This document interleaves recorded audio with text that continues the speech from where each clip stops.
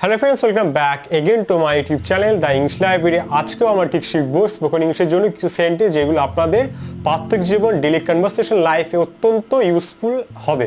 ওকে, তাহলে চলুন শুরু করা যাক। প্রথমে যে সেন্টেন্সটা আছে সেটা হচ্ছে আরম্ভ করি কোশ্চেন মার্ক। ওকে, তাহলে আমরা কি বলবো? বলবো ডু অথবা শ্যাল।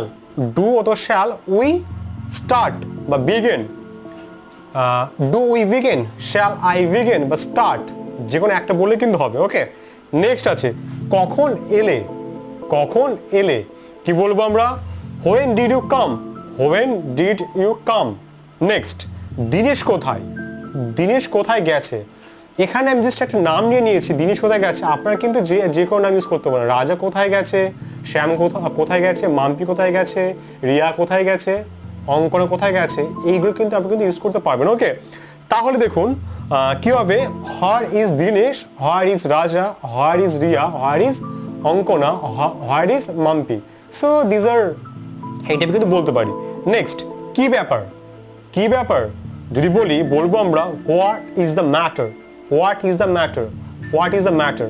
নেক্সট কে ওখানে, who is there, who is there, who is দেয়ার।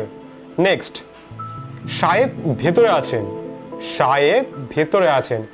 সাহেব ভেতরে আছেন বলতে এখানে সাহেব একটা পার্টিকুলার নাউন। ওকে, নাউনটাকে আমরা নাউনের বদলে অন্য কোনো নাম কিন্তু আমরা ইউজ করতে পারি। রামের সাহেব দুটো ইউজ করতে পারি। তাহলে আমরা কি বলবো?